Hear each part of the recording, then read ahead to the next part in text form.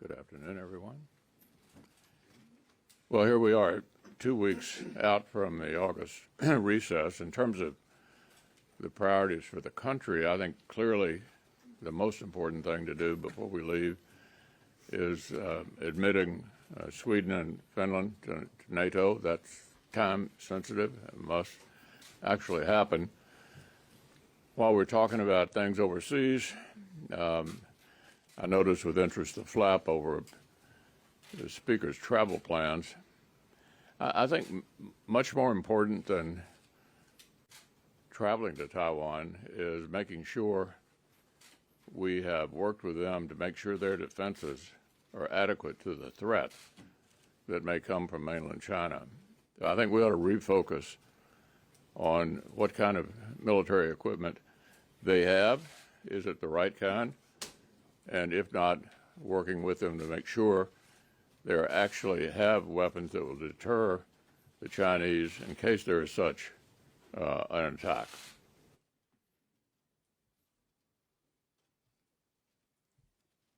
Well, the administration seems to be wanting to spike the football because gas prices have dropped under $5 a gallon.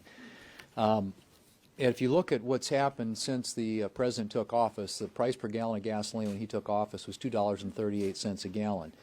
So the idea that somehow it may be under $5 a gallon is some sort of win, I think misses the pain the American people are feeling every time they have to refill their tanks with gasoline. And if you think about the reason for all that, I mean, it's obviously clear when this administration took office, they had a specific idea in mind. And that was to push everybody into EVs and to completely do away with oil and gas and liquid fuel production in this country. And they have effectively, they've had a lot of success doing it. And so I guess what I would suggest to, is that if you think about what will get us out of this environment we're in right now with these chronically high gas prices, and by the way, in agriculture it's very pronounced because diesel is twice what it cost when the president took office. You would think you would start changing your policies, opening up more of these federal lands, approving some of the infrastructure projects and permits to drill and all the things that people like John Barrasso and some of our other colleagues from Alaska talk about. But the other issue I think that you have to address is this pressure that the administration is putting on companies in this country through what they call ESG, environment, sustainability, and governance policies. And they are pressuring companies in this country not to invest in certain sectors of our economy, oil and gas being one. But at the natural extension of that, if you think about it, and I've got small lenders in South Dakota, ag banks, credit unions, who are worried that this pressure is going to extend to them not to make loans to agricultural operations. Well, livestock emit methane, right? And so there are these pressures out there the administration, through these various environmental regulations, are putting on certain sectors of our economy that are very important to our economy when it comes to the cost of energy, electricity, gas, food, things like that. So I introduced a bill this morning which would essentially require regulatory agencies before they move forward with regulations that would raise the price of fuel and gas and food in our economy to consider the impact that those things would have. And if they would, in a period of inflation, add to inflationary pressures and raise the cost of those items, then they would be prevented from issuing those regulations. I think it's high time that we come to grips with what's really causing inflation in this country. And the fact of the matter is that is the lack of a coherent energy policy by this administration, coupled with a clear intent to try and put a lot of these companies out of business, or at least out of business as it pertains to investing in oil and gas production. I think this legislation is something that would provide consumers some relief and prevent these overreaching, heavy-handed government regulations being imposed by agencies that are costing our American families dearly when they fuel up their cars at the pump. The president continues to threaten a climate crisis and wants to call for a climate emergency. Well, the American people are facing a number of crises right now, and it's not the climate. It's inflation. It's energy costs. It's the border. It's crime in the cities. The White House is also facing crises of their own, crises of competence, crises of credibility. Two-thirds of the American people have told pollsters that they don't believe this administration or this president is focused on the things that they care about. In terms of climate, the New York Times found that only 1% of Americans believe that climate is the #1 concern in the country for them. Only 3% of Democrats find it their prime area of concern. Only 3% of voters under the age of 30 view this as a primary concern.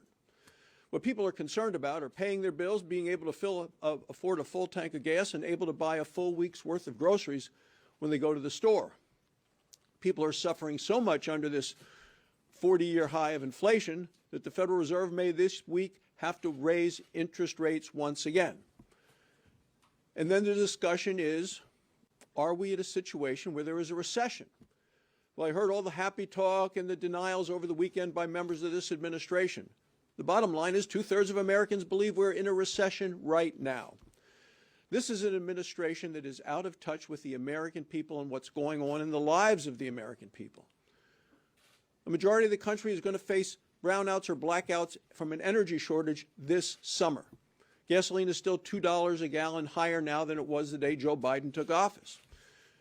And for people that have electric vehicles, they're being told in certain locations to not plug in their electric vehicles in a number of hours each day because that's likely to cause a brownout. We have a crisis in this country, and it's not the climate. We have an energy crisis. People know what they want. They want American energy that is reliable, available, and affordable. All three of those things are key. It's not what the administration wants. No, they seem to be happy with high energy costs because of part of their liberal agenda, the liberal world order, as the administration calls it. We have the energy here in the United States. We need to unleash American energy. As Joe Biden continues this misguided obsession with climate, he is hurting American working families and hurting the strength of our nation.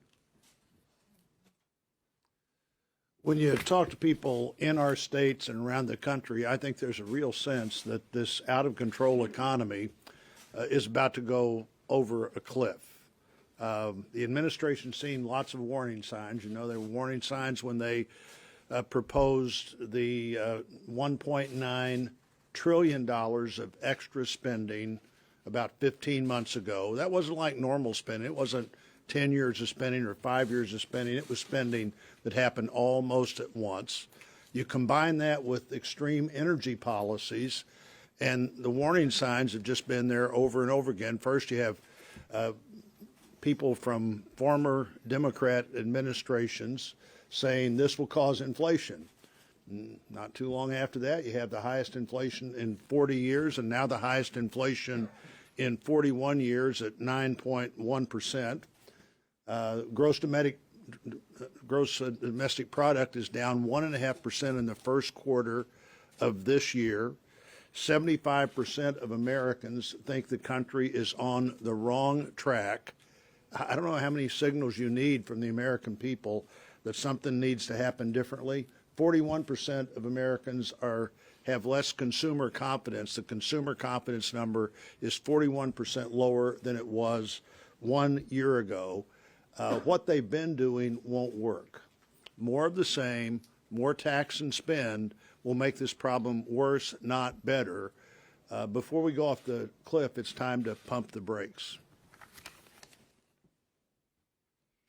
Yeah, folks, I keep coming back every week hoping that I'll have some good news to share about where our economy is going, where inflation is going, and unfortunately, that's not the reality.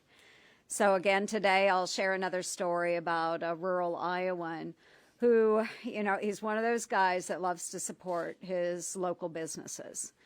And because of fuel costs, he has stopped eating at his local restaurant that he loved to go to, and he will not be upgrading his farm equipment this year as he had planned. I mean, these are really big deals in our rural areas. In my home community, Montgomery County, you can look it up on the internet, median income is $51,000, just a little over $51,000 a year for a household. And the fuel costs are still so bad. You know, yes, the administration is hooting and hollering about bringing down those fuel costs, but they're still exorbitant. And it's hurting our Iowa families. And so this is not a victory. This is still a hardship for the Iowans in my community. And what's the administration's response? It's one that we've heard many times over. And frankly, Iowans are sick and tired of hearing about it. Their solution? Go buy an electric vehicle. Average cost of an EV is $50,000. For my households that make $51,000 a year. That's not a responsible solution. It's not a realistic solution. So instead of proposing electric vehicles for all of our families across the United States that are hurting right now, and instead of proposing that we lean on Iran, an adversary, to produce more oil, why don't we get down to real energy solutions, energy that can be produced right here in the good old US of A? You know, let's pump more energy. Let's make sure we're helping out our American families, maybe also helping out some of our allies and partners. Why don't we do that? Let's get down to pragmatic solutions and stop living in a liberal fantasy land. Let's not hear any more talk about EVs when we have the solution right in front of us. Over the weekend when I was home, I talked to families and I talked to businesses, and they're struggling. They're struggling with supply chain problems, baby formula shortages, inflation, just government being a pain in the rear. Almost everybody said they felt like we were in a recession. As you all know, we had negative GDP in the first quarter, and the Biden administration must have some feeling that we're going to have negative GDP in the second quarter, so they already tried to start saying, oh gosh, you know, 2 quarters in a row of negative GDP is not a recession. So I just pulled it up. So this is, if you just go to Google, which is a big, good Democrat company that helps them typically, a recession, a period of temporary economic decline during which trade and industrial activity are reduced, generally identified by a fall in GDP in 2 consecutive quarters. So we're going to get the GDP numbers this week, and then the Biden administration must be really worried because they're trying to change the definition. So I assume they're going to call Google and see if they can hurry up and get this number, this changed. So when people go on the internet and look this up, it won't say, if you have two successive quarters of negatives, it won't be a recession anymore.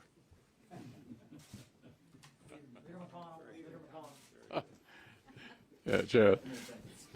What do you say to conservatives who say that this CHIPS bill is way too big, it is focused exclusively on one industry, it's too much money for that industry, you voted yes, and vote your vote today, how do you defend it? Yeah, I think this is about national security and about making sure we have adequate supply here at home of things that are absolutely indispensable. I wish that were inexpensive, but in this particular situation, it's not.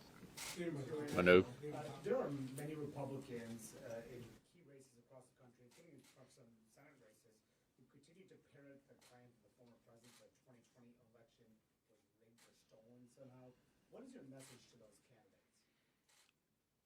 Well, I addressed that issue pretty thoroughly at the time and really don't have anything to add to it. I covered the whole subject, I think, pretty completely on January 6th and again on February 13th. Yeah. Leader McConnell, are you going to insist on a vote on the NATO resolution before the August recess? And have you had a chance to talk to Schumer yet to set that up and negotiate? On what? NATO. Are you going to insist on a vote on the NATO resolution? Yeah, look, before the August I believe he wants to do that. I mean, I think it's extremely important. As I said, it's the only time-sensitive thing that's really time-sensitive that we have to do between now and August is Sweden and Finland, and I think he thinks that as well. Yeah.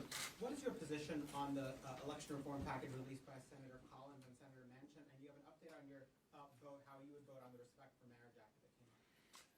On the ECA, what I've said consistently is the Electoral Count Act needs fixing. So I've been watching carefully the discussions that have gone on. I think there's steps in the right direction. This needs to be fixed clearly sometime before 24, and it looks like a good step forward. I haven't announced how I'm going to vote yet. And with regard to the second issue, I'm not going to make an observation about that until the issue is actually brought up in the Senate. Speaker McConnell, if Speaker Pelosi does not go to Taiwan or delays her trip because of threats by Beijing or pressure from this administration not to go, does that not send a signal? Yeah, it does. Your question implies the answer. And secondly, on the weapons question, you pointed out that Taiwan needs weapons to defend itself. Will the administration switch its policy to one of selling Taiwan asymmetric defensive weapons, not the kind of offensive weapons that we're providing Ukraine? Do you think that's a mistake? Things like the HIMARS. Yeah, look, I'm not an expert on weapon systems, but I do think Taiwan has a unique challenge. They're an island surrounded by water. It's pretty obvious where the attacks might be emanating from and what form they might take. What I think we ought to be doing, rather than worrying about whether the Speaker does or doesn't go to Taiwan, and I agree with you that if she doesn't go now, she's handed China sort of a victory of sorts, is to work with the Taiwanese to make sure that the weapon systems that they actually have meet the threat that they might actually have to endure. And that requires, I think, a good deal more emphasis on Taiwan defense than we've had in the past.